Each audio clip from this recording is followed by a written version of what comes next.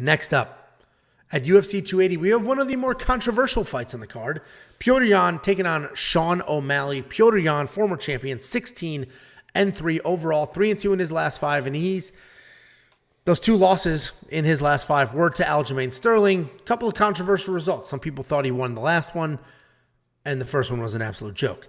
Sean O'Malley, 15-1 overall, 3-1-1 in his last 5, and he's coming off the eye poke no contest with Pedro Munoz.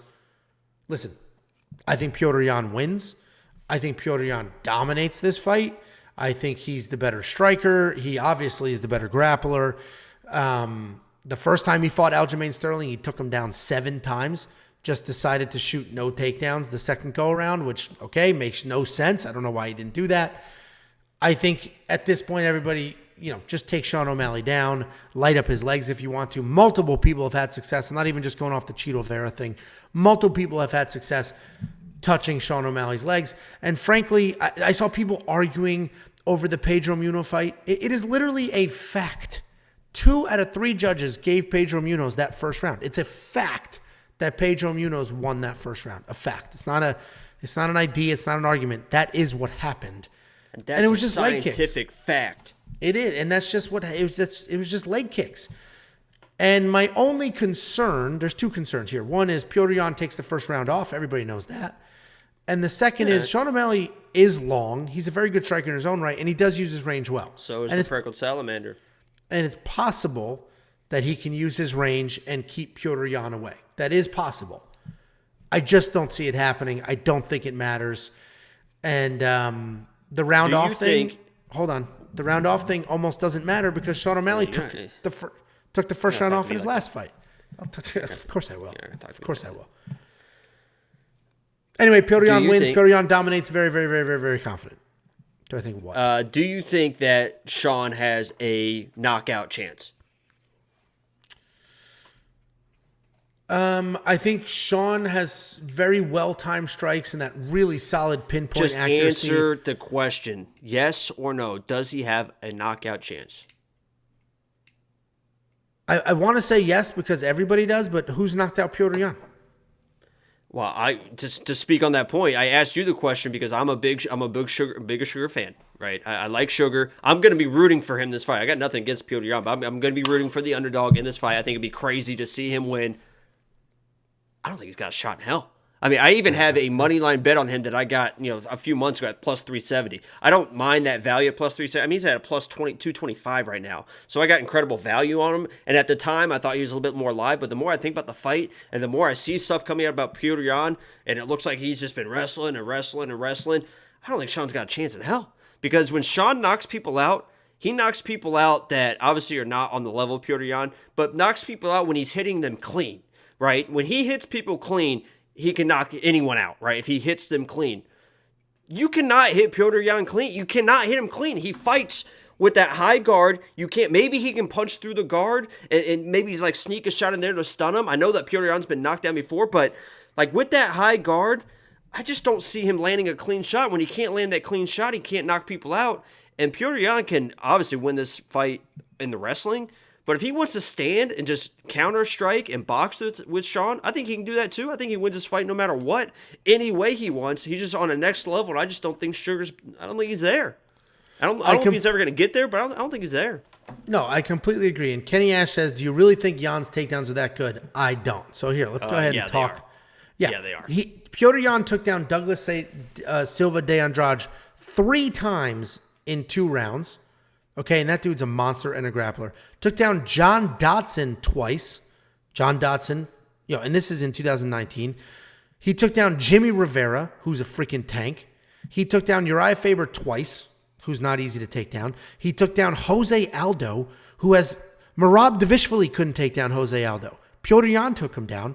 He took down Aljamain Sterling 7 times in their first fight and attempted 0 takedowns in the last one. So Kenny Ash, I see your name a lot. I appreciate you, but top 5 dumbest comments all day.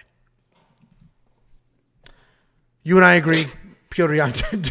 I think Petr Yan gets a takedown in like the first 30 seconds, and it's Sugar on his back, just shelled up, and Petr Yan just either finishing with a TKO early because we've seen Sugar on his back kind of. I don't want to say quit, but I mean.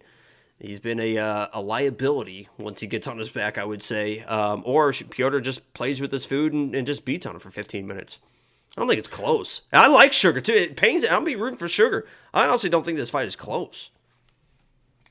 Listen, I hear you. We're completely aligned. And Kenny, I'm obviously just joking, but completely aligned.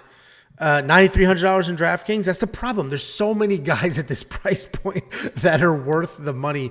I don't know if he puts Sean away, right? I think he can very easily TKO him. He probably ground can. Because Sean, once he's getting hit, he just there's no moving out of positions. There's no shrimping. There's no like threat for submissions to try and scramble back to your feet. It's just like the Conor versus Dustin, like oh shit, or Conor versus Khabib too, just like oh shit, I'm getting hit. What do I do? Yeah, I mean, $9,300.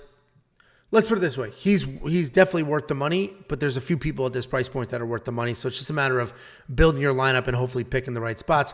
Monkey, knife fight strike line, 81 to 62. I think it's a less. To your point, I do think it's a less because I think there will be some grappling in the mix because why wouldn't Petr Yan grapple? He doesn't need to, but why wouldn't he? I mean, this is a very dangerous matchup for him. I mean, because Sugar is a rangy guy. He's a guy way down in the rankings. Yeah. He's only ranked 12, so this puts Piotr back. I mean, Piotr is, again, if he wins this, now he's back in the title shot. He loses this, he's got a lot to give up. So I think he knows the danger, and he's going to play this smart, and he's just going to be boring. He's just going to wrestle and get his win and go fight for the title again. Yep. Yeah, I mean, we're completely aligned here. No problems. And Sean's been playing. He's been live streaming. He's just been playing Call of Duty all week. I tuned in today. It's like 10 o'clock local there, and he's just playing Call of Duty. It's like I don't know. You may want to work on those takedowns. I mean, I understand. Maybe it's a distraction for the weight cut. I don't judge people on their fight week, for sure. But no, listen, I hear. Honestly, it's probably better for the division if Sean O'Malley wins. He's a stud. He's a superstar. He beat a good. Yeah, I hope it's better across the board. I just don't see it happening. So, but Piotr, I guess best case scenario for the division is Sean O'Malley wins. Second best is it's a war. Second base. That's a place I would love to get one day. Second best is it's a war. Petr Yan wins. Third is Petr Yan just demolishes. Just absolutely ruins, wrecks, destroys him, makes him look like a child so that he's back in title contention. If it's a close kind of boring fight or just a boring fight that Piotr wins, that's worst case.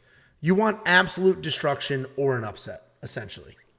I think Sugar so you can get excited leaves about the next fight. Abu Dhabi with his tail between his legs. I think it's one of those like, oh shit, like maybe Sugar's not there yet. Yeah. Congrats to him for taking this fight, though, because he's been how vocal for years. Hey, you're not going to pay me real money. Did you hear what happened? I was actually listening to, I think I heard an interview, or maybe I was watching his live stream. He was talking about it. He basically said, I messaged Piotr kind of as a joke, just to kind of rile him up, like thinking like, there's no way he's going to take the fight. I'm the 12th ranked fighter. Why would he fight me? So, and then Piotr was like, okay, let's fight. And he was like, I'm pretty sure that Piotr thought then I was not going to take the fight because he's like the number one ranked guy in the world. Like, and I've been very vocal about, I don't want to fight, whatever. So I think they were both, he was talking about like, I don't think Piotr thought I was serious and I didn't think he was serious. And now all of a sudden here we are. So. Yeah, that is funny. And I actually like Sean O'Malley. He did that interview with MMA Guru, which good for MMA Guru, right? That's like, good for him. That's a pretty cool podcast to go on. And good for him because he was like, yeah, I think you lose. But what's funny about that is, he said, I think you lose. He said, leg kick, some other stuff. And Sean O'Malley's like still bitching about that. I can't believe people think I'm going to. It's like, dude, you're fucking, grow up.